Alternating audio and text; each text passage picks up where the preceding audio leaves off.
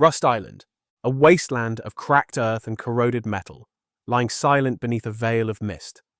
Once, its cliffs echoed with the hum of ambition. Decades ago, at the height of the Cold War, a brilliant but secretive scientist struck a deal with the Soviet Union. In return for loyalty, he was granted full control to transform a remote island off the coast of Angola into a sprawling research complex. Together, Soviet engineers and military forces built laboratories, satellite arrays, fuel stations, a towering rocket launch site, even a harbour and supermarket, all oddly marked with English signs, in a land where no English was spoken. Officially, the mission was to develop cobalt-enhanced nuclear warheads, weapons capable of rendering entire regions uninhabitable. But behind that curtain was a far greater dream: the conquest of space and the defeat of death itself. One initiative was called Project Nova, a bid to leap beyond the Earth, marked by posters of rockets and the slogan, "Our future is out there." But deep underground, another program was born, the Regeneration Project, a forbidden pursuit of human immortality. Scientists toiled under armed guard. Some were prisoners, others volunteers. Families lived on the island under strict supervision. Dorm walls carried crayon scribbles. Lampposts held missing dog flyers fluttering in the wind. Motivational posters proclaimed, "Life improved." Genetic charts papered the walls. Wild animals, deer, boars, bears, were caged outside for testing. Engineers in hidden hangars worked on prototype rockets powered by cobalt-fueled engines. In the massive dome, volatile fuel was stored. And every month, reports were sent back to the scientists' shadowy sponsor, a private entity known only as Cobalt. For years, Project Nova and the Regeneration Program advanced in tandem. Scientists achieved the unthinkable. Dead plants brought to bloom. Small animals revived minutes after death. The Soviets saw progress too. A Cobalt nuclear missile stood tall at the launch pad. To keep morale high, the lead scientist imported a fleet of 1980s cars, letting his staff zip around the island as if it were a futuristic colony. For a moment, hope flourished. Humanity stood on the edge of endless life and infinite reach. But in 1991, the Soviet Union collapsed. Protection vanished overnight. Fearing that his work would fall into the wrong hands, the scientist made a final decision. Under a moonless sky, he ordered a full evacuation. Boats and planes fled the island in haste, leaving behind experiments, possessions, and secrets. Then, the scientist triggered a terrifying contingency: self-destruction. Explosives laced with cobalt detonated across the island. Fire engulfed the launch site. Toxic waste ignited at the train yard. Radiation flooded the water treatment and power plants. Cages broke open.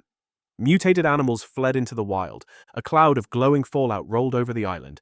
And just like that, Rust Island disappeared, its truth buried beneath ash and silence. For years, the world turned away. Satellite scans showed only decay and strange radiation signatures. The harbor was swallowed by vines. Storms battered the dome. The labs fell dark, but the cobalt fallout had done something strange. Instead of killing life, it transformed it.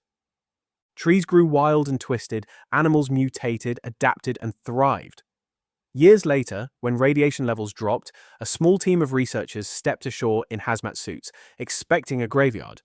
But they found life. One afternoon, they tranquilized a healthy deer. It died. And minutes later, it stood up and ran. A miracle.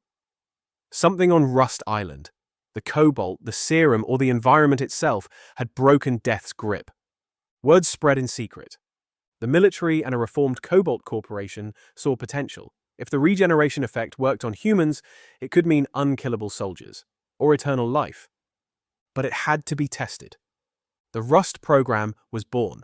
Boatloads of condemned prisoners, war criminals, lifers, the unwanted, were shipped to the island and told they had a second chance.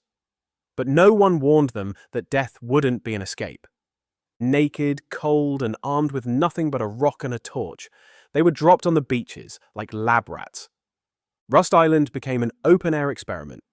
Today, it exists in a permanent cycle of survival, violence, and rebirth. Those who die return, coughing seawater on the coast or waking beside a stash of salvaged gear. They remember everything: but they cannot die for long. Over time, they change. Their humanity fades. Some become worshippers of the island. Others go mad. Many simply survive, day by day, death by death. And they are not alone. Agents in cobalt blue hazmat suits patrol the ruins, protecting secrets with silent brutality. Drones fly overhead, dropping crates of weapons and medicine. Survivors call them airdrops. Many die fighting to claim them. The Bradley, an armored tank, prowls the launch site. A relic of the old world, now a programmed killer. Destroy it, and within days, another rolls out of the underground hangar. Everything resets. Again and again. 2 settlements offer brief refuge. The Outpost, once a scientific housing complex, is now a demilitarized trading zone enforced by automated turrets. No weapons allowed. Survivors barter scrap for tools guarded by blue-suited scientists who may or may not be defectors. Then there's the Bandit Camp, hidden deep in the swamps, lit by neon lights. A lawless den run by pirates and smugglers. Trade is allowed, but betrayal is met with swift, brutal punishment.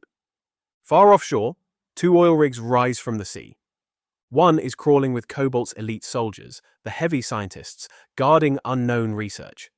The other is rumored to hold a massive data vault, the core of the Regeneration secret.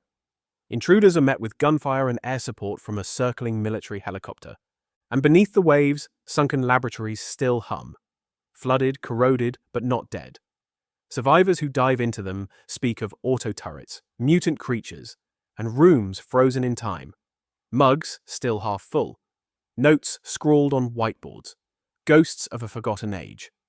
Some say the scientist who started it all still roams the island, aged, hidden, watching his creation unfold. Recently, an ancient stone ziggurat was discovered deep in the jungle, covered in alien symbols. Its presence suggests the island's power predates even Cobalt. At night, survivors swear they hear chanting near it, but no one is ever there. Every month, the island resets. Sirens blare, a countdown echoes through the brush. Then, high above, a light streaks through the sky. A controlled detonation. Flames roll across the land. Shelters vaporized, stockpiles gone, survivors die, again. But they return, always.